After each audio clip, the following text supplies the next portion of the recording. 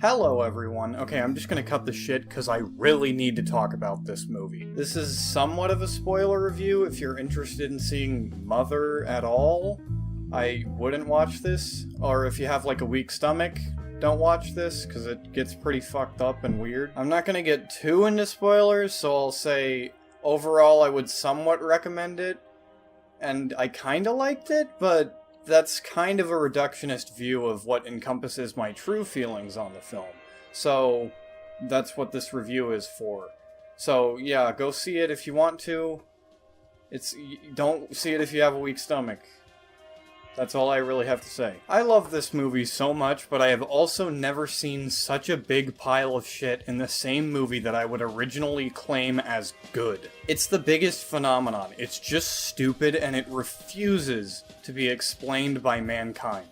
It is that stupid. This film is so interesting that I couldn't sleep the night I saw it because I had to write the first draft of this review. I'm dead serious.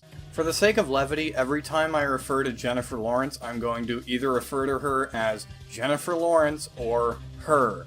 Whenever I refer to Javier Bardem, I'm going to refer to him as Javier Bardem or him, because the characters in this movie do not actually have names. First act of this film is really solid, and it always has this anticipation that something's going to get worse and worse, and it's really slow in its build-up, and you get this feeling that something is going to go horribly wrong, and it's actually kind of great in its suspense. The lighting is fucking fantastic, because you can see everything on the screen, everything looks like it's there, but at the same time, it is very realistic looking. Everything seems very natural. Like, there's a scene where she's in the basement and she's using a flashlight and there's like a light on her face, and it doesn't make any sense why the light would be there, but the film makes it work because it looks so great, and it still looks somewhat believable. The sound design is phenomenal. The entire film is silent unless it wants you to hear something. I'm pretty sure there's no soundtrack to this film.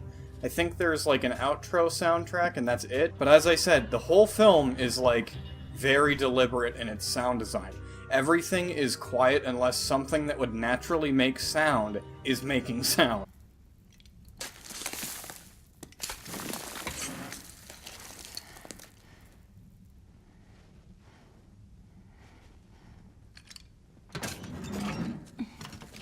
The camera work is really excellent. Everything has a great flow to it, even when things are really slow at the beginning.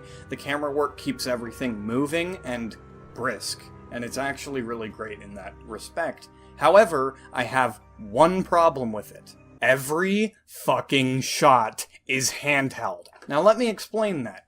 Imagine if I actually had a cameraman and I didn't have a tripod and he was just holding the camera and he's trying to keep it as steady as possible. He's just holding it.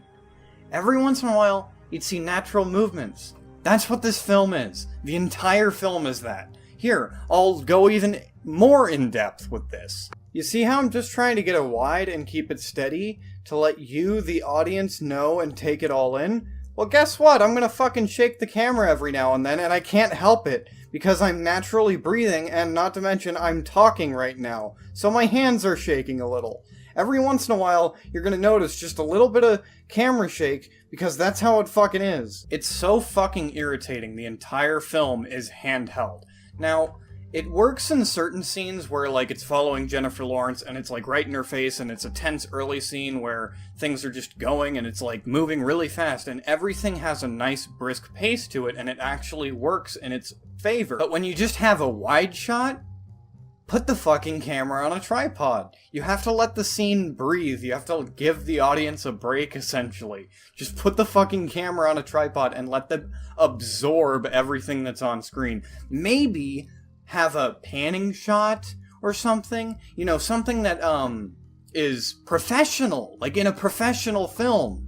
Not in some crappy student film or some found footage movie, because that's what this feels like whenever it's just every shot is handheld. It makes your movie look fucking cheap. Like in this scene. Great shot, right? Well, guess what? The camera isn't locked down on a tripod. You really want this scene to be just a straight wide. Nothing else. Because the entire scene is still, just as the camera's movements should be. Just a wide on a field. and it's beautiful, and you can see the edge of the forest go, and Jennifer Lawrence is taking all these visuals in, and she realizes, wow, I really love my life. I live in such a wonderful place. But they can't do that because everything's just handheld, so I guess fuck it, we'll just not try. We'll just not try. The acting on everyone's part is actually really good. Everyone's very believable, and they even make the dialogue sound better. There's a lot of really neat and crazy visuals in this film where you go, huh, that's pretty cool. Especially in the early parts. In the later parts, it's just shit. You see some cool stuff and you go, huh, that's fucking weird. Like, they have the Evil Dead light bulb filling up with blood.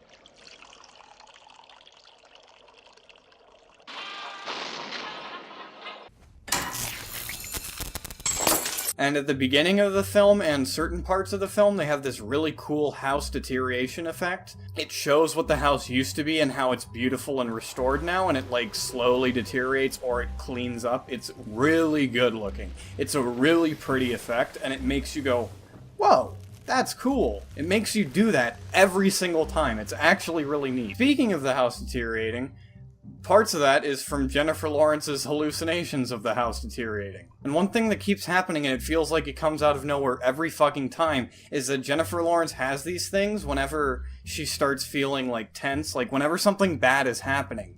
Whenever she feels her house is going to shit, for whatever reason, she, goes to the bathroom, and then she pours, like, a little Estes flask in like a whiskey glass, and she drinks it, and she's like, well, everything's better now. And it's like, why is this in the film? It doesn't make any sense. It doesn't make any sense. Why would Estes flask make you see things clearly?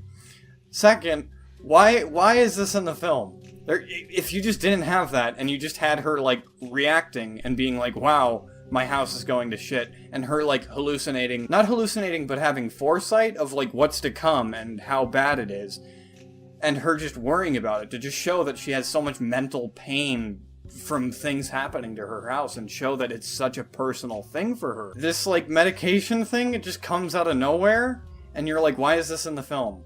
This doesn't need to be in the film. There's no reason for it to be there. It has no payoff. It doesn't go anywhere. And most importantly, you don't know what the director is trying to say. Like, you have some weird feeling that Darren Aronofsky's, like, trying to say something about medication, or, like, I just don't fucking know. It's just in the film, and it's weird. Every time I see that little Estes mix get put into the glass, I'm like, what is that? Who is this? Is this liquid Thorazine? Like, what the fuck? It's so weird. It just comes out of nowhere. And you know what else came out of nowhere? Me talking about this subject, because I had literally no idea where I would put this in the review. So it just came out of nowhere, just like it comes out of nowhere in the film. So let's get into why I really think this film sucks. The script is a fucking piece of shit. Hang on. It's actually okay. The fact that the entire movie plays through without using any names at all. I mean, like, you might hear a couple. You might hear, like, one or two in the background, but they're not relevant at all. They don't use any names in this entire film, and that's actually really admirable and very interesting of an idea. The dialogue is not great. It's rather repetitive, and it's very samey. It sounds like it was written by someone. It just doesn't sound natural per character in the film. It just really doesn't sound right.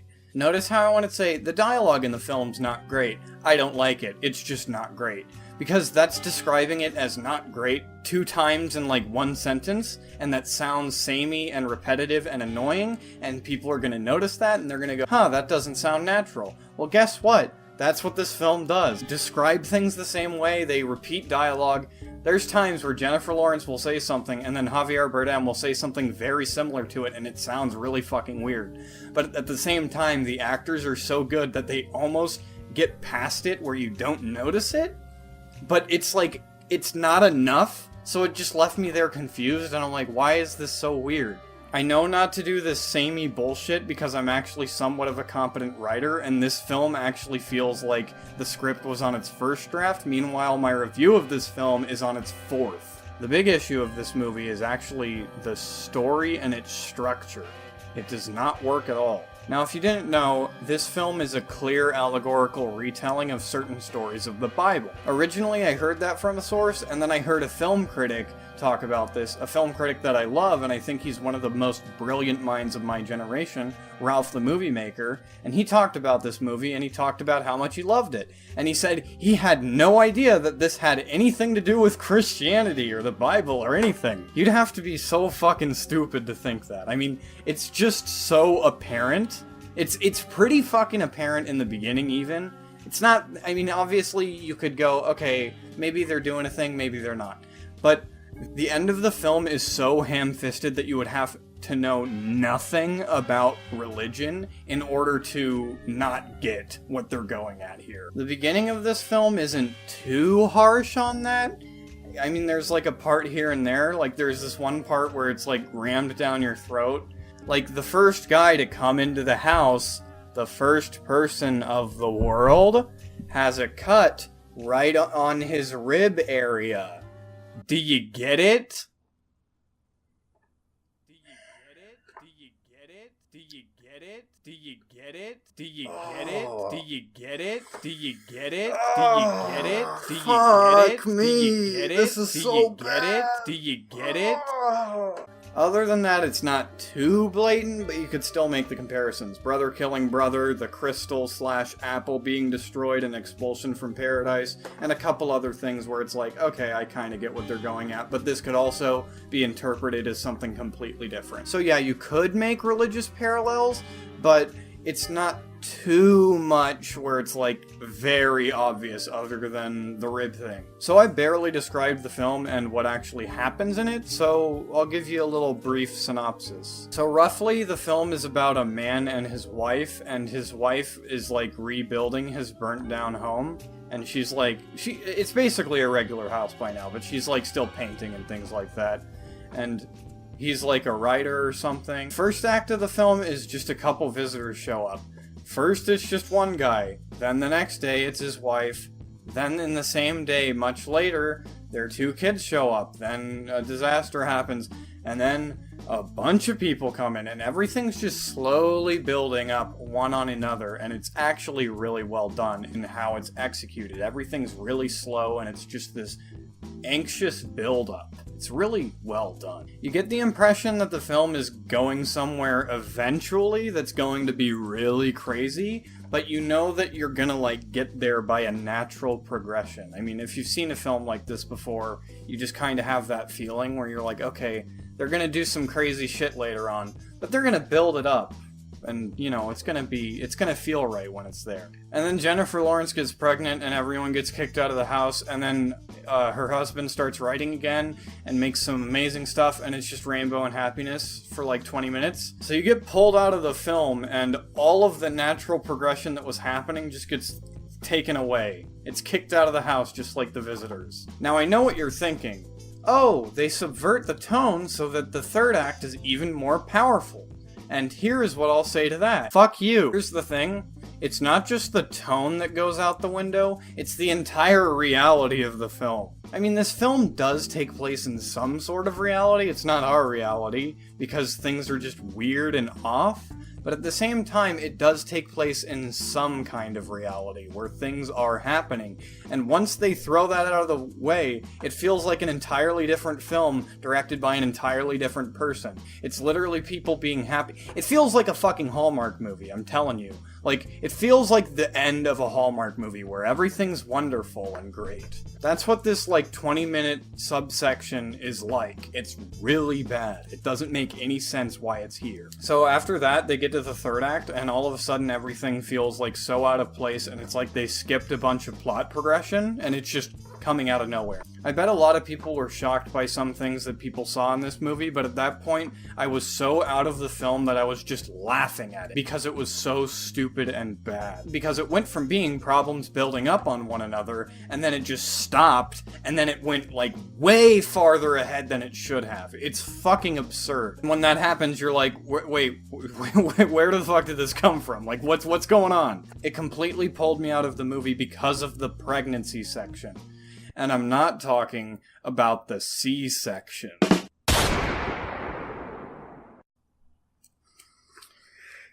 Fucking shit, man, that was really bad. Holy, that was a stinker, if I've ever seen one. The pregnancy section fails because everything is just forgotten about for like 20 minutes. All the issues, all the problems, everything's just fine. Who gives a fuck? Nobody cares about each other. Let's just do whatever. It doesn't matter anymore. The film's already done. If the movie didn't just stop doing what it was doing for a while, I'd probably be heralding this as a wonderful thing and holding it up on my shoulders. But it didn't do that at all. So the little pregnancy section throws everything off. And then the third act happens and you're like, what the fuck? So you might be asking, where did the third act end up going? Well, I'll tell you. First things first, I'm so glad I didn't see this in the theater because I would be laughing so hard and I would get so many stares because I was just laughing at it. It was that stupid. The third act was a fucking joke, and I know most of this review has just been talking about act structure, but that's literally the biggest problem with this film. The other things that I was complaining about are very small compared to the overall act structure of the film. I hate this film because of the act structure, but I love this film because it had so much potential and there is so much good in it. There's so many good little things in it. The third act is a fucking joke and it's one to be laughed at. Seriously, I do not understand how anyone could take this film seriously at this point. It honestly feels like some elaborate joke where everyone just says the movie's great and it's like a masterpiece, and then everybody just tells you that, and then when I see it, it's like the funniest shit I've ever seen, and they told me it was so great and wonderful because they don't want me to get it on the joke. They want me to stay away from it until I see the film, and then I can tell everybody else, it's fucking great. And then you guys see it, and you're like, oh man, this is gonna be good. And then you see the third act, and you throw up because you were laughing so hard. This honestly feels like an Andy Kaufman prank, and I've just been fooled by everyone, and everyone's just in on the joke, and I'm not. I honestly sometimes feel that I'm the only one who saw this movie, and I just was laughing so hard it was like one of the worst things I've ever seen. It's fucking terrible. Before I get into the third act, I want to get into some of the extras acting and some of the sound design in the very late portion of the film. There's a scene where Jennifer Lawrence is getting the shit kicked out of her, and again, I was also laughing at this because I love domestic abuse. No. No, I was laughing at this because I was laughing so hard from the prior events of the film, and you can tell that there's insults from the crowd that are very obviously dubbed and ADR'd in post. It's so fucking bad. It sounds terrible and it's hilarious. Die, cunt! I'm going to have trouble describing to you how crazy the end of this film is, so I'm just going to describe it to you instead. So the end starts going to shit, and at first I was like, wow, this is getting crazy. Like, people are crowding the whole place, this old lady steals some shit, and then some other guy steals some shit, and then everyone's stealing shit. And I'm like, wow, this is getting bad. I think Jake Gyllenhaal was there too. And then Jennifer Lawrence goes upstairs, and in the time that took, there's like a rave downstairs, and some guys start stealing walls, like they have plywood coming off the walls and they have crowbars. Suddenly everyone's doing that. Then she goes into labor. Some cops come in, they pepper spray her and Javier Bardem. Then she stumbles into a bathroom blindly. Someone tears the faucet of a bath off, and then there's just a screaming naked man on the bathtub. She walks literally 5 steps, and it's a sex trafficking ring with caged women. Like, where the fuck did this come from? A SWAT team comes in, and someone throws a Molotov, then everything's on fire. Did I mention Kristen Wiig's in this movie? Because now she's shooting people who are bagged over their head and on the ground tied up. And then a fucking mortar strike comes in, and suddenly it's a war zone. And then the entire house is a concrete military fort. A soldier shows up, screams medic for pregnant Jennifer Lawrence, and then his fucking jaw gets blown off by a bullet. Then Javier Bardem shows up again, and he's like, hey, it's my wife. And then suddenly it's Metro 2033 in their house, and there's hammocks everywhere. Suddenly the war zone's over. Okay, I guess. Then she falls over and she's in Elwyn Forest, and there's murlocs on the shoreline, and their house is a murloc hut, and then murlocs are trying to eat her and her baby. Then she closes her eyes, opens them, and suddenly she's in Dishonored, and there's plague rats, and they're trying to eat her, and then the Bottle Street gang is trying to fuck her because they all have like a prego thing. And then she's in Star Trek, and she's in sickbay, and DeForest Kelley is alive now, and he's like, oh my god, we gotta cut the baby out of her, Jim. And so William Shatner is like, why do we need to do that? A C-section? And then he goes, no, I just want to cut it out. I want to cut it out. Let's cut it out. And then Jennifer Lawrence looks at the camera and says, I wish you guys would cut it out. And then a slide whistle and a laugh track goes off. And then the Full House saxophone gets in. And now they're in Full House. And Jennifer Lawrence says, Uncle Jesse, help me deliver this baby. And he says, have mercy. And everyone laughs because it's so much fun. And then Steve Urkel comes in because it's awesome. And he goes, did I do that? And then Jennifer Lawrence goes, no, it's... So they have the baby, and then Javier Bardem's like, give me my baby. And she's like, get these people out of my house. And he's like, no, I don't want to do it. Give me my baby. And she's like, no, fuck you. So then they kept having that argument. And then, like, for 5 minutes, it's just him, like, staring at her, waiting for her to fall asleep so he can grab his baby. And she's, like, just sitting there and angry and, like, hating him. And she's just livid. She's like, this is fucked up beyond belief. I want to end this marriage. It's fucking disastrous. And there's like a solid 5 minutes of just complete like worry of like, what the fuck is the guy gonna do? What's going on?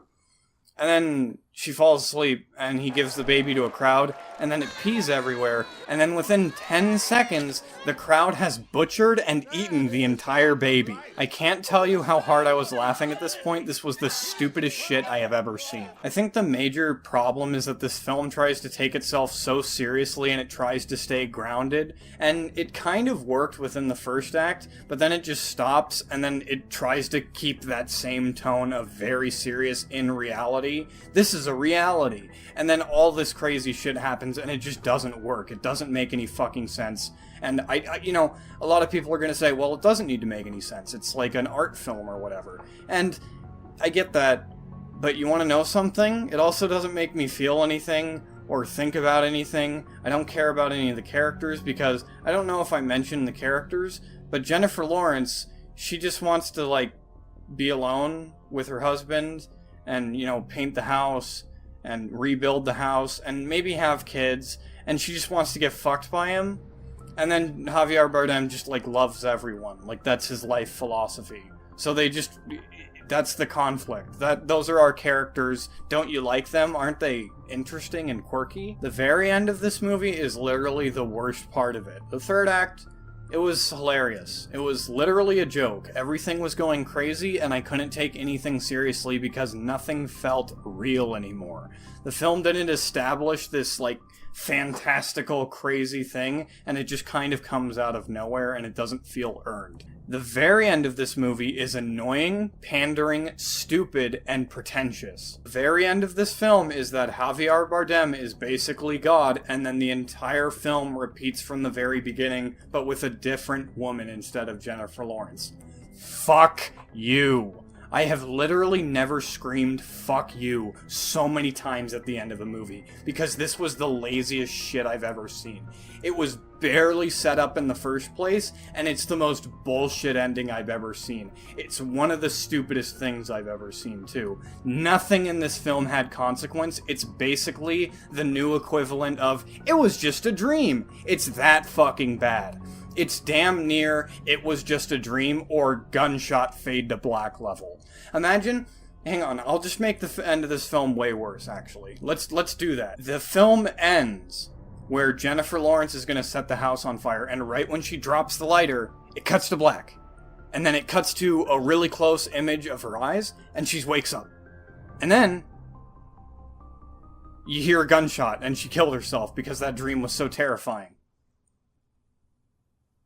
There we go. I just made the film way worse. I love this movie a lot, but at the same time, I have never seen a film fall so flat and hard on its face that it's never made me laugh so hard in what a drastic, horrible turn it took. This film is like watching a distinguished gentleman talk in depth about philosophy and the nature of man, and then he screams obscenities at you and claims that it's art and demands you think the same, as if it's one of my reviews. It's that fucking bad.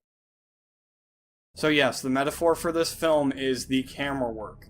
Don't have handheld all the time. Just put the camera on a tripod and let it breathe. Plan things out. Have choreography. Have blocking. Make sure everything is planned out before you are rolling. Do not just run and gun. Let a scene breathe, let the audience get into the film, and let the audience understand what is being set up and what is going to happen. This film does not do that, and it fails in this respect. Overall, in a wider lens, how can you fix this movie? Change the 20-minute pregnancy thing, and then change the third act of the film so that it all naturally progresses more, and this film would actually be really good. It would probably be one of my favorite, like, arty kind of films. It's just really not that great, though, because I just think they fucked up the entire structure of the film. I was thinking earlier today, maybe if they took the second act and put it before the first act, and then just changed a couple of things, so Jennifer Lawrence was just pregnant throughout the first act, and then, you know, just different things happen throughout there, and then they just had a slow rise up. You know, we could have that little 20-minute pregnancy scene, and that's like when we get to know our characters, and that's when they're really charming. That's something I didn't mention about the pregnancy section, is that it's a really cute section. Like, the characters really shine in there, and that's all they really do. That's the only time they really shine. And if we had something like that early, as we started setting things up, and then we got the visitors coming, and oh my goodness, everything's going wrong. I think that might fix the film, but again, I think the better way to do it is just rewrite the entire thing. Actually do a second draft. Don't just fucking slap it out. It doesn't work that way. The fact is that in the current state of the film, I didn't care about the characters.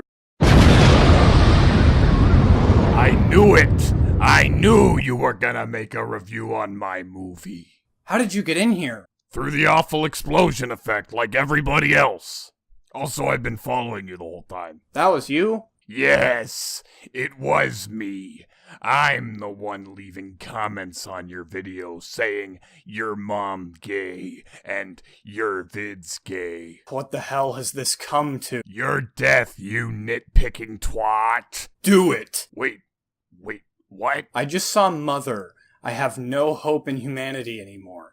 All we do is make allegories to stories that we've seen 500 fucking times over. Nothing we do is original. Fucking do it! Well, maybe you're right. Maybe I am a hack. Maybe I don't know what I'm doing. I'm just trying to be like David Lynch, and I've never even seen one of his movies. In fact, I've never seen any movie. I am just trying, like everyone else, to express themselves. Isn't that what everybody wants? To express themselves? That's what you're doing. Expressing yourself. Maybe this whole time, I've just been doing it wrong. Maybe, just maybe, I should think... Fuck you, you fucking twatburger cunt, asshole. I wish all of you were dead. What I just said was art because I am a brilliant artist. Die, bitch. Ah!